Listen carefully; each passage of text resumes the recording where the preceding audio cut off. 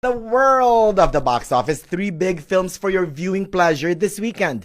We'll talk about the British soap opera Downton Abbey, the outer space Isn't it drama Downton? Downton. Downton. Downton. It's Dinton Abbey? I haven't never watched it, but I've been saying, "Oh, Downtown Abbey." Someone's like, "Excuse me, it's Dinton." It's not downtown. Downton. I made a mistake one time when I was interviewing Shirley Downtown MacLaine. Abbey. I said Downtown Abbey. Excuse me, it's Dinton. It's Dinton Abbey. Downtown Abbey. The outer space drama Ad Astra, and the final Rambo, supposedly aptly titled Last Blood. And on streaming, we'll talk about Between Two Ferns, the movie. So lots of movies to talk about. So, Bradley, you love Downton Abbey, right? It's Downtown Abbey. Downton Abbey. Downton. I've never actually watched an episode of Downton Abbey. Really? Yep, missed it. Oh, you're such an elitist. Not really. I just was having kids during that whole time, so I didn't have time to do anything. And PBS doesn't enter your world, right? I love PBS. I worked at PBS. You did? I worked at PBS in Providence. Yeah. Wow, I'm so proud of you. Another layer of Bradley Ryan that I never even know. Well, I mean, it was the only job I could get. It was like I made a conscious decision. I'm going to change the world. I'm going to work at PBS. The hell with this commercial radio crap. It's awesome. PBS is awesome, but it's a step above public access TV. Which we're going to talk about later when we talk about Between Two Ferns. Gotcha. But, right now, it's Downton Abbey, set 18 months after the conclusion of the popular PBS show. The aristocratic Crawley family and their domestic servants return for this engaging melodrama. Most of the original cast returned too, headed by Dame Maggie Smith as the Dowager Countess, savoring many of her acerbic one-liners.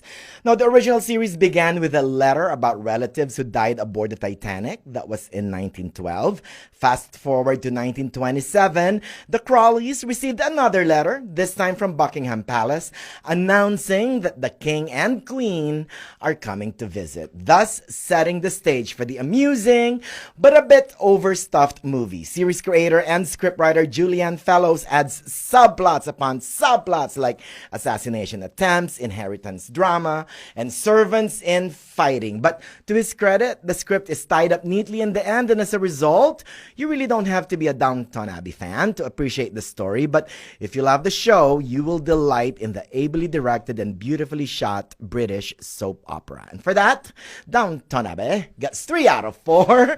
The Crawley family lives on. Kisses. The only British soap opera I want to watch is Ab Fab. Oh, I love that. Absolutely fabulous. Didn't they make a movie too about that? Yes, they did. Oh, those broads. Yeah, I want to be like them. Now let's talk about Ad Astra. First things first. Ad Astra is a Latin expression that means to the stars. So, Ad Astra, the movie, is set in the near future where humans look to the stars for hope. That's where we find Brad Pitt as Major Roy McBride, who travels to the outer ages of the solar system to find his missing father, Clifford McBride, played by Tommy Lee Jones. Now, this movie is part Gravity, and like what Bradley Ryan pointed out, it's also part Apocalypse Now. Yes. The film is anchored by Pitt's wonderful, wonderful performance. Dismal and gaunt, the actor is our narrator in this interstellar journey, really about finding yourself. The movie is good. It flows like a book, but beware, it's slow and may test your patience. You need to be in a mood to see a film like this, but if you stick around, you will be paid handsomely by James Gray's confident direction and the shining star known as Brad Pitt. And for that, Ad Astra gets 3 out of 4 to the stars. Kisses. So you wouldn't exactly say this movie moves at light speed. Very good. You like that one? You're the king of fun. I do love outer space. Mostly I'm just looking at Uranus. Ho! There's no Uranus in this one. Oh, there's no? You don't see Uranus in this one? No, I don't see Uranus in this one. You don't see Uranus in this one? Now let's talk about Rambo Last Blood. Yes. The 5th and supposedly final installment of the Rambo franchise. First, the good. It's not going to be the last No. First, the good. I know, right? All right. It'll be Rambo 26. First, the good. Sylvester Stallone is fantastic. He infuses his aging John J. Rambo with enough grit and heart that you will simultaneously respect and fear him. I also enjoyed some of the over-the-top action scenes, minus the gore. We'll get to that later. Now the bad. Like Rambo 2, 3, and 4. Not the first. I love the first one. First Blood is amazing. Oh my God. Brian Dennehy, like, oh my God. I've just watched that like just recently. Not even knowing this film was coming out. Just randomly threw it on. Wow. And I got to tell you something. I'll let you finish. Go ahead. Yeah. So Rambo 2, 3, and 4, like those films, the characters are not given enough weight, so they're all dispensable. Plus, the violence in this film. This movie is like a slasher flick. Blood, gore, innards, human meat. Totally unnecessary. Nice. And the villains, which by the way, just so happen to be Mexicans, are all caricature, one-dimensional characters, all stereotypes, all of them. So this film is a bit tone deaf. The plot has Rambo back in the United States 12 years after leaving Burma. Remember from the fourth one, he was in Burma. Yes. He returns to his father's horse farm in Arizona and finds himself a surrogate family. The once hardened soldier is now a peacekeeping adopted uncle to teenage Gabrielle, played by Yvette Montreal, the niece of family friend Maria, played by Adriana Barraza. He still has PTSD, as evident with an elaborate series of underground tunnels that he built. So he's like Jamie Lee Curtis in Halloween, also with PTSD, preparing for the violence to come, right? Now, Halloween is not the only inspiration of the film. It's also Taken, but it really, really, really wants to be Logan, but fails. You know where this movie is heading, one violent scene after another. But the good news, this one is only 89 minutes, so you don't have to endure a long, grueling splatter fest. And the end even has some scenes from the other Rambo movies that it may even make you feel a bit wispy. So the beginning and the ending of the movie is good, but it's saddled by an underdeveloped and ultra-violent and really caricature stereotypical middle. And for that, Rambo Last Blood gets 2 out of 4. Hey. Make this the last one. Kisses. So the very first Rambo, First Blood. Yeah. The last scene. Yeah. In that movie where he goes on his spiel about about how people were protesting the people coming back from Vietnam. Yeah. And that honestly, that last 5 minutes of Rambo, and watch it if you that last 5 minutes is some of the best acting I have ever seen in my entire life. Yeah.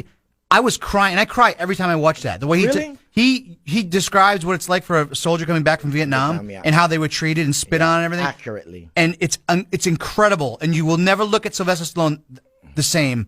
I'm telling you. Until after you told me that backstory, and then I could not ever look at Sylvester Stallone. Have you seen that scene? I mean, because really, it's incredible how touching that last scene is. It's crazy, and it really makes you understand, like, wow, these dudes came back from Vietnam. We crapped on It's them. good to see. That's the thing. Yeah, you're right. First Blood, the very first movie, really captured that whole PTSD, Vietnam War, or any survivor of war really, really well. But then, for some reason, the American moviegoers enjoyed that whole violence, one man against... put him in Afghanistan and let him shoot helicopters down with bombs at the end of bows and arrows. And so 2, 3, and 4, 5 a little bit. Yeah. So I still loved them all, though. I wish.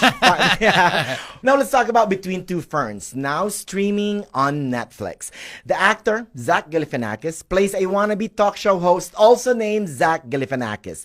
He's famous for conducting insult interviews with celebrities ranging from Brad Pitt to former President Barack Obama. I am a fan of the series, and I'm still laughing out loud after watching the film. Now this one is part mockumentary, part road trip, and an all-around American dream of a movie. We learn that Zach Galifianakis, or ZG, as he would be called later on, has a dream to become a talk show host at a big network. So Will Ferrell, super funny here as a funnyordie.com owner, Newsflash is really one of the co-founders, dangled the promise that he would give Zach his own talk show on a big network. Okay, Lifetime Television, if he can deliver 10 episodes of Between Two Ferns in 2 weeks. Now, there are so many cameos here, but notable are Matthew McConaughey, Benedict Cumberbatch, Peter Dinklage, Chrissy Teigen, John Legend, Paul Rudd, and the great Brad Pitt. David Letterman. When I spoke with co-creator, writer, and director Scott Aukerman, he revealed that it's 100% improvise, including the stars that Zach is interviewing.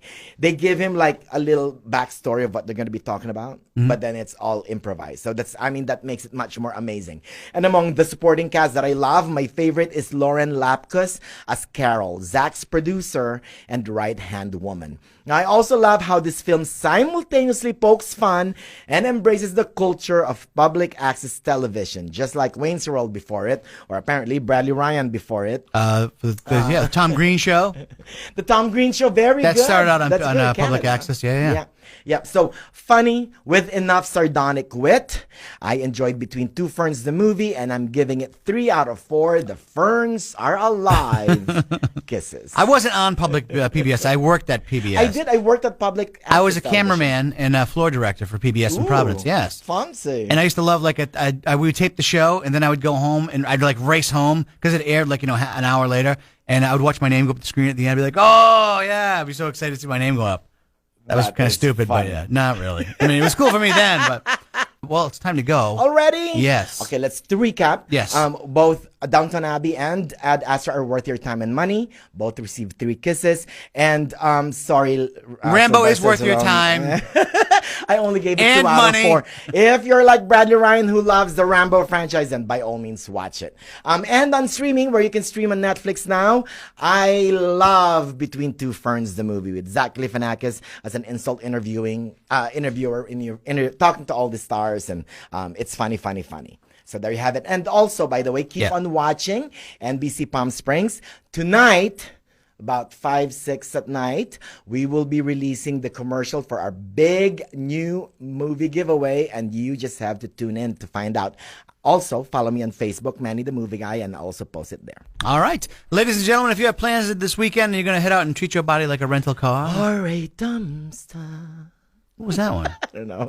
I'm trying to do Renee Zellweger with Judy. Please be careful out there. Enjoy yourself. Enjoy whatever you're going to do. Have some fun, but don't hurt yourself. That's it. Okay. Have fun, Bradley Ryan. You too, Manny the Movie Guy. I will. Thank you, All right. sir. Later. Au revoir, y'all.